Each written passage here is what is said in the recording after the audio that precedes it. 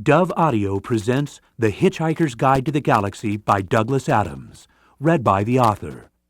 Chapter 3. On this particular Thursday, something was moving quietly through the ionosphere many miles above the surface of the planet. Several somethings, in fact. Several dozen huge, yellow, chunky, slab-like somethings, huge as office blocks, silent as birds. They soared with ease, basking in electromagnetic rays from the star Sol, biding their time, grouping, preparing. The planet beneath them was almost perfectly oblivious of their presence, which was just how they wanted it for the moment. The huge yellow somethings went unnoticed at Goonhilly. They passed over Cape Canaveral without a blip. Woomera and Jodrell Bank looked straight through them, which was a pity because it was exactly the sort of thing they'd been looking for all these years. The only place they registered at all was on a small black device called a sub-ether sensormatic, which winked away quietly to itself. It nestled in the darkness inside a leather satchel which Ford Prefect habitually wore slung around his neck. The contents of Ford Prefect's satchel were quite interesting, in fact, and would have made any Earth physicist's eyes pop out of his head, which is why he always concealed them by keeping a couple of dog-eared scripts for plays he pretended he was auditioning for stuffed in the top. Besides the sub-ether sensormatic and the scripts, he had an electronic thumb, a short, squat, black rod, smooth and matte, with a couple of flat switches and dials at one end. He also had a device which looked rather like a largish electronic calculator. This had about 100 tiny flat press buttons, and a screen about 4 inches square on which any one of a million pages could be summoned at a moment's notice. It looked insanely complicated, and this is one of the reasons why the snug plastic cover it fitted into had the words "Don't Panic" printed on it in large, friendly letters. The other reason was that this device was in fact that most remarkable of all books ever to come out of the great publishing corporations of Ursa Minor, The Hitchhiker's Guide to the Galaxy. The reason why it was published in the form of a micro-sub-meson electronic component is that if it were printed in normal book form, an interstellar hitchhiker would require several inconveniently large buildings to carry it around in. Beneath that, in Ford Prefect's satchel, were a few ball pens, a notepad, and a largish bath towel from Marks & Spencer. The Hitchhiker's Guide to the Galaxy has a few things to say on the subject of towels. A towel, it says, is about the most massively useful thing an interstellar hitchhiker can have. Partly, it has great practical value. You can wrap it round yourself for warmth as you bound across the cold moons of Jaglan Beta. You can lie on it on the brilliant marble-sanded beaches of Santraginus V, inhaling the heady sea vapours. You can sleep under it beneath the stars which shine so redly on the desert world of Kakrafun. Use it to sail a mini-raft down the slow, heavy river Moth. Wet it for use in hand-to-hand combat. Wrap it round your head to ward off noxious fumes, or avoid the gaze of the ravenous bug-bladder beast of Trull, a mind-bogglingly stupid animal. It assumes that if you can't see it, it can't see you. Daft as a brush, but very, very ravenous. You can wave your towel in emergencies as a distress signal. And, of course, dry yourself off with it, if it still seems to be clean enough. More importantly, a towel has immense psychological value. For some reason, if a strag means non-hitchhiker, discovers that a hitchhiker has his towel with him, he will automatically assume that he is also in possession of a toothbrush, face flannel, soap, tin of biscuits, flask, compass, map, ball of string, gnat spray, wet weather gear, spacesuit, etc., etc. Furthermore, the strag will then happily lend the hitchhiker any of these or a dozen other items that the hitchhiker might accidentally have lost. What the strag will think is that any man who can hitch the length and breadth of the galaxy, rough it, slum it, struggle against terrible odds, win through, and still know where his towel is clearly a man to be reckoned with. Hence a phrase which has passed into hitchhiking slang, as in, "Hey, you sass that hoopy, Ford Prefect? There's a frood who really knows where his towel is." Sass means know, be aware of, meet, have sex with. Hoopy means really together guy. Frood means really amazingly together guy. Nestling quietly on top of the towel in Ford Prefect's satchel, the sub-ether sensomatic began to wink more quickly. Miles above the surface of the planet, the huge yellow somethings began to fan out. At Jodrell Bank, someone decided it was time for a nice, relaxing cup of tea. "You got a towel with you?" said Ford suddenly to Arthur. Arthur, struggling through his third pint, looked around at him. "Why? What? No, should I have?" He had given up being surprised. There didn't seem to be any point any longer. Ford clicked his tongue in irritation. "Drink up," he urged. At that moment, the dull sound of a rumbling crash from outside filtered through the low murmur of the pub, through the sound of the jukebox, through the sound of the man next to Ford hiccuping over the whiskey Ford had eventually bought him. Arthur choked on his beer and leapt to his feet. "What's that?" he yelped. "Don't worry," said Ford. "They haven't started yet." "Oh, thank God for that," said Arthur, and relaxed. "It's probably just your house being knocked down," said Ford, downing his last pint. "What?" shouted Arthur. Suddenly Ford's spell was broken. Arthur looked wildly around him and ran to the window. "My God, they are! They're knocking my house down! What the hell am I doing in the pub, Ford?" "It hardly makes any difference at this stage," said Ford. "Let them have their fun." "Fun?" yelped Arthur. "Fun?" He quickly checked out of the window again that they were talking about the same thing. "Damn their fun!" he hooted, and ran out of the pub, furiously waving a nearly empty beer glass. He made no friends at all in the pub that lunchtime. "Stop, you vandals, you homewreckers!" bawled Arthur. "You half-crazed Visigoths, stop, will you?" Ford would have to go after him. Turning quickly to the barman, he asked for 4 packets of peanuts. "There you are, sir," said the barman, slapping the packets on the bar. "It's £1.60, if you'd be so kind." Ford was very kind. He gave the barman another £10 note and told him to keep the change. The barman looked at it and then looked at Ford. He suddenly shivered. He experienced a momentary sensation that he didn't understand, because no one on earth had ever experienced it before. In moments of great stress, every life form that exists gives out a tiny subliminal signal. This signal simply communicates an exact and almost pathetic sense of how far that being is from the place of his birth. On Earth, it is never possible to be further than 16,000 miles from your birthplace, which isn't really very far, so such signals are too minute to be noticed. Ford Prefect was, at this moment, under great stress, and he was born 600 light-years away in the near vicinity of Betelgeuse. The barman reeled for a moment, hit by a shocking, incomprehensible sense of distance. He didn't know what it meant, but he looked at Ford Prefect with a new sense of respect, almost awe. "Are you serious, sir?" he said in a small whisper which had the effect of silencing the pub. "You think the world's going to end?" "Yes," said Ford. "But this afternoon?" Ford had recovered himself. He was at his flippest. "Yes," he said gaily, "in less than 2 minutes, I would estimate." The barman couldn't believe this conversation he was having, but he couldn't believe the sensation he had just had either. "Isn't there anything we can do about it, then?" he said. "No, nothing," said Ford, stuffing the peanuts into his pocket.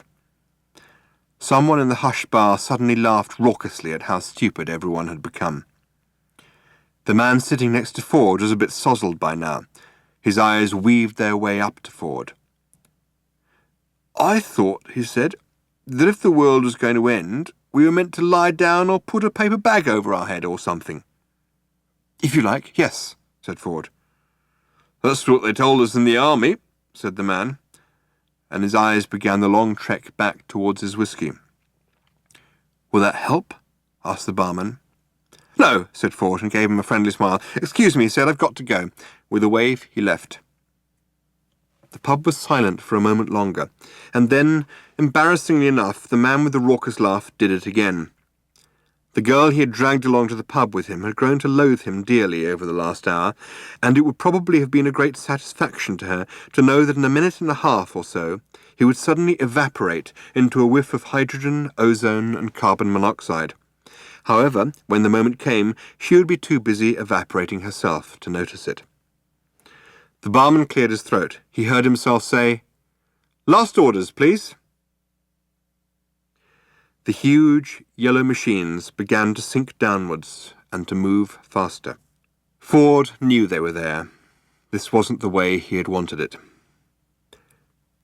Running up the lane, Arthur had nearly reached his house. He didn't notice how cold it had suddenly become. He didn't notice the wind. He didn't notice the sudden irrational squall of rain. He didn't notice anything but the caterpillar bulldozers crawling over the rubble that had been his home. "You barbarians!" he yelled. "I'll sue the council for every penny it's got. I'll have you hung, drawn and quartered, and whipped, and boiled, until you've had enough." Ford was running after him, very fast, very, very fast. "And then I'll do it again," yelled Arthur. "And when I've finished, I will take all the bits, and I will jump on them." Arthur didn't notice that the men were running from the bulldozers. He didn't notice that Mr. Prosser was staring hectically into the sky. What Mr. Prosser had noticed was that huge yellow somethings were screaming through the clouds, impossibly huge yellow somethings. "And I will carry on jumping on them," yelled Arthur, still running, "until I get blisters, or I can think of anything even more unpleasant to do, and then—" Arthur tripped and fell headlong, rolled and landed flat on his back. At last he noticed that something was going on. His finger shot upwards. "What the hell's that?" he shrieked. Whatever it was raced across the sky in its monstrous yellowness, tore the sky apart with mind-buggering noise, and leapt off into the distance, leaving the gaping air to shut behind it with a bang that drove your ears 6 feet into your skull. Another one followed and did exactly the same thing, only louder. It's difficult to say exactly what the people on the surface of the planet were doing now, because they didn't really know what they were doing themselves. None of it made a lot of sense. Running into houses, running out of houses, howling noiselessly at the noise. All around the world, city streets exploded with people. Cars slewed into each other as the noise fell on them, and then rolled off like a tidal wave over hills and valleys, deserts and oceans, seeming to flatten everything it hit. Only one man stood and watched the sky. Stood with terrible sadness in his eyes and rubber bungs in his ears. He knew exactly what was happening, and had known ever since his subether sensomatic had started winking in the dead of night beside his pillow and woken him with a start. It was what he had waited for all these years, but when he had deciphered the signal pattern, sitting alone in his small, dark room, a coldness had gripped him and squeezed his heart. Of all the races in all of the galaxy who could have come and said a big hello to planet Earth, he thought, didn't it just have to be the Vogons? Still, he knew what he had to do. As the Vogon craft screamed through the air high above him, he opened his satchel. He threw away a copy of Joseph and the Amazing Technicolor Dreamcoat. He threw away a copy of Godspell. He wouldn't need them where he was going. Everything was ready. Everything was prepared. He knew where his towel was. A sudden silence hit the earth. If anything, it was worse than the noise. For a while, nothing happened. The great ships hung motionless in the sky over every nation on earth. Motionless they hung, huge, heavy, steady in the sky, a blasphemy against nature. Many people went straight into shock as their minds tried to encompass what they were looking at. The ships hung in the sky in much the same way that bricks don't.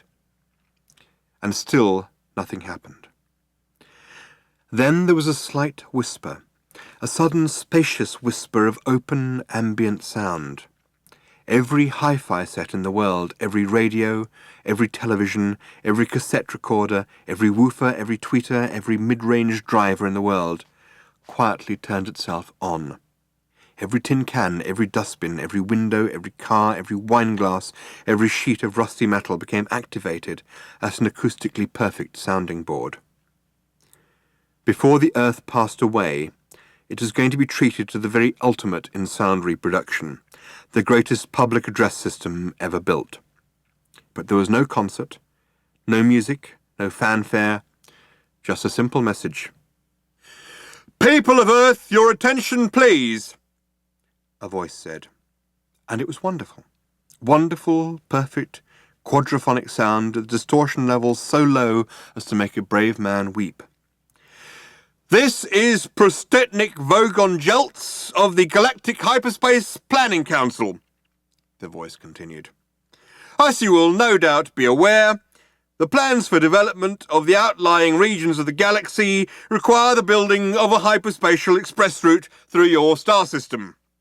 And regrettably, your planet is one of those scheduled for demolition. The process will take slightly less than 2 of your Earth minutes. Thank you." The PA died away. Uncomprehending terror settled on the watching people of Earth. The terror moved slowly through the gathered crowds as if they were iron filings on a sheet of board and a magnet was moving beneath them. Panic sprouted again, desperate, fleeing panic. But there was nowhere to flee to. Observing this, the Vogons turned on their PA again. It said, "There's no point in acting all surprised about it. All the planning charts and demolition orders have been on display in your local planning department in Alpha Centauri for 50 of your Earth years, so you've had plenty of time to lodge any formal complaint, and it's far too late to start making a fuss about it now." The PA fell silent again, and its echo drifted off across the land. The huge ships turned slowly in the sky with easy power. On the underside of each, a hatchway opened, an empty black square. By this time, somebody somewhere must have manned a radio transmitter, located a wavelength, and broadcast a message back to the Vogon ships to plead on behalf of the planet. Nobody ever heard what they said. They only heard the reply. The PA slammed back into life again. The voice was annoyed. It said, "What do you mean you've never been to Alpha Centauri? For heaven's sake, mankind, it's only 4 light years away, you know. I'm sorry, but if you can't be bothered to take an interest in local affairs, that's your own lookout. Energize the demolition beams." Light poured out of the hatchways. "I don't know," said the voice on the PA. "Apathetic bloody planet and no sympathy at all." It cut off. There was a terrible, ghastly silence. There was a terrible, ghastly noise. There was a terrible, ghastly silence. The Vogon constructor fleet coasted away into the inky, starry void.